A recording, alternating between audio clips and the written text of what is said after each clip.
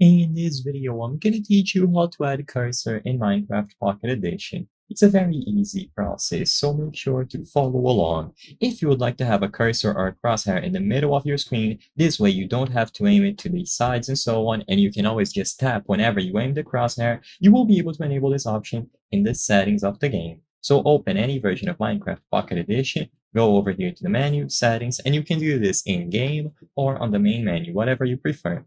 Now go over to the touch controls options.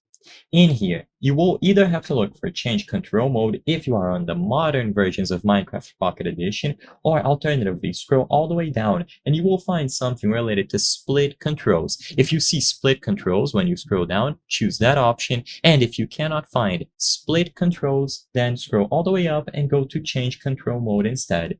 In here, you will see the three main types of control modes. So you have joystick and tap to interact. So you will have access to these joysticks, and you will be able to break blocks, place blocks by tapping on a specific one, regardless of where you are looking. Then you have the D-pad and tap to interact. So essentially the same thing related to placing and breaking blocks, but this time you will have this D-pad instead of a joystick. And finally, the option that we are looking for, joystick and aim crosshair.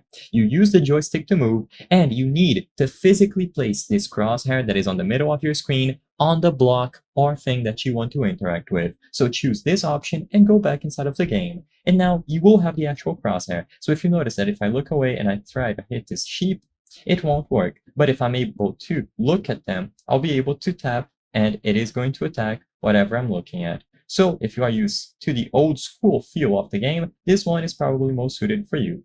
I hope I was able to help you on how to add cursor in Minecraft Pocket Edition. If this video helped you, please be sure to leave a like and subscribe for more very easy tips. Thank you for watching.